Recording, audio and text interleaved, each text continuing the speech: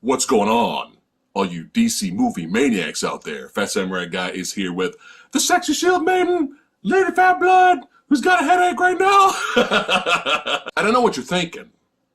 Maybe she got the headache from watching this movie. That'll be from the Ben-Hur remake that we just watched recently. So we are here to talk about Wonder Woman 84, directed by Patty Jenkins, starring Gal Gadot, Pedro Pascal, Kristen Wiig, and Chris Pine. You know, I really have a headache. What? It's because we're reviewing a DC movie. And you know what that means? What? It's time to get destroyed in the comments. Now, full disclosure, it's kind of hard for us to go in the same way as maybe some other people have gone into this film. Right. Because when we saw the trailer, and both trailers, the second trailer, yeah, I don't think we had the same reaction that maybe a lot of other people had. Right.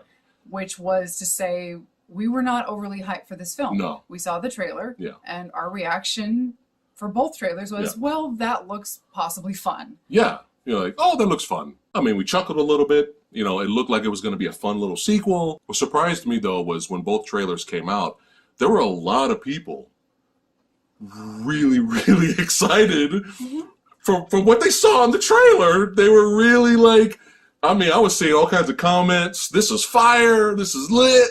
Yeah. Oh, my God. This is going to be the greatest movie of all time. And I was just like, really? From the trailer? Yeah. Really? Yeah, we just didn't get that. And so when we went into this, like I said, yeah, we didn't go in with that expectation. No. And so we did not come out of this film with the same vitriol that some people seem to have. Right. So what did you get in the trailer? You got this basic setup of what you see is what you get, essentially. Pretty much. You see an 80s motif. Yep. You see a scene in a mall, what appears to be an action scene take place in a mall where Wonder Woman looks to be nabbing these baddies. Right. You see a little motif of Chris Pine coming back from the dead, apparently. You see Pedro, 80s montage of changing his clothes, and looking at abstract art. Like, that's all in the trailer. You see Pedro Pascal, who seems to be this kind of sleazy character who obtains this magical MacGuffin that seems to be granting people's wishes somehow.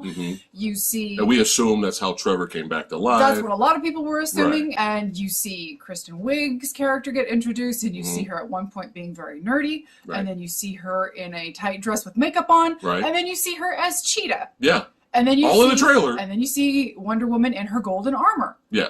And you see a couple of shots on Themyscira. And then you get a couple of shots of the action sequence with her in the trucks on the street. Like, they kind of show pretty much everything in the trailer. Yeah.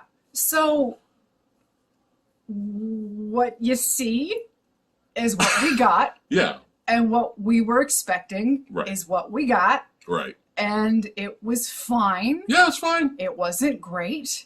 It wasn't awful. Yeah. It just was what we thought it was going to be. There were moments where I found the plot to be a bit silly. Yeah. But I thought it got well balanced out with the performances. I thought everybody came to play. What I was most disappointed with, I think, was the action sequences. Yeah. When you compare what you got in the first film to what you got in this film is a little bit longer at about 2 hours, 22 minutes, whereas the first movie was 2 hours, 12 minutes roughly. You don't get your first major action piece until 1 hour, 20 minutes into the movie. Yeah, that's really bad. The action scenes that you get are serviceable. They're serviceable, but they're not as dynamic as what we kind of got from the first movie, all things considered. They were a lot more intense. There you go. In the first movie. Right. And that's kind of a letdown. When you get a sequel, you're supposed to kind of step things up, not take things down a notch. And I know that this movie was going more for heart over action, and I can understand where this movie was coming from with that. But I miss her sword and shield, man. Not once do you see it. Dude. We went TMNT2 with this. We went literally combat cold cuts, where she's not allowed to hurt anybody in this film, and she's using her golden lasso for everything. Yeah, it's like I have it's over there right now. I don't want to get it right now. It's being repaired,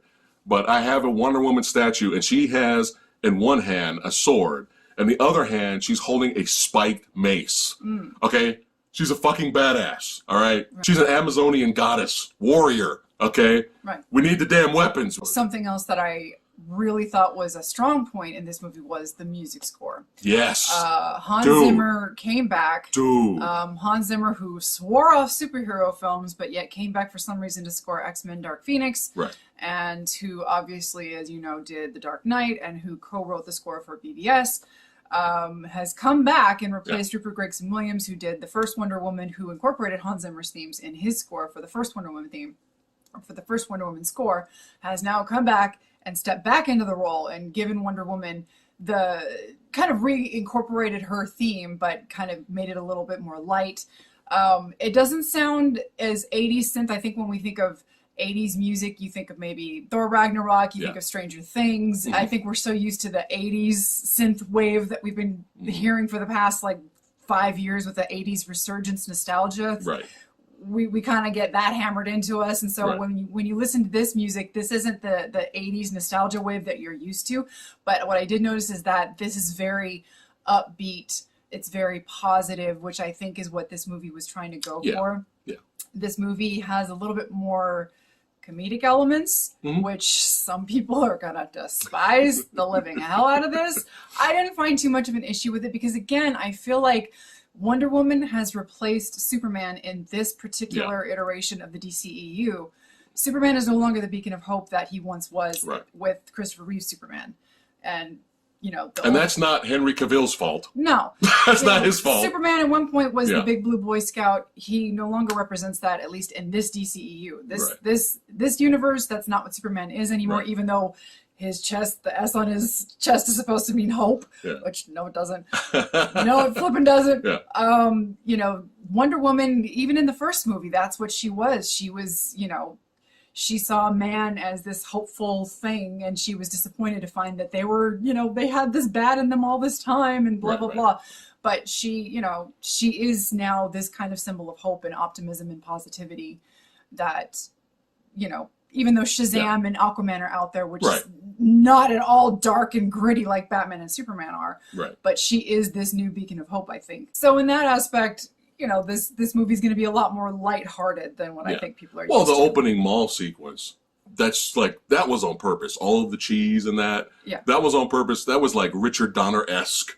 You know, the whole city montage leading up to the mall. That was all on purpose. I mean, I was waiting for Christopher Reeve to show up at one point in the mall, and one of the bad guys hit him over the head with a crowbar, and they start wiggling, and Superman turns around and goes, "Bad vibrations?" In the end, though, I still feel like it's an entertaining movie. It's still an above-average superhero film. And remember, you know, on our channel, 3 is average. 3 out of 5 is average. And I believe we gave Wonder Woman a 4. Out of 5 back in the day, 4 to 5 stars. So we're going to go ahead and give Wonder Woman 84 3.3 out of 5 stars. All right, that's it for today's video. Thanks for hanging out with us and chilling. And let us know what you guys honestly thought of the movie. And we'd like to thank all you badasses for watching. Don't forget to like, share, and subscribe, and hit that notification bell. Join the Movie Dojo Army. And we see you badasses next time.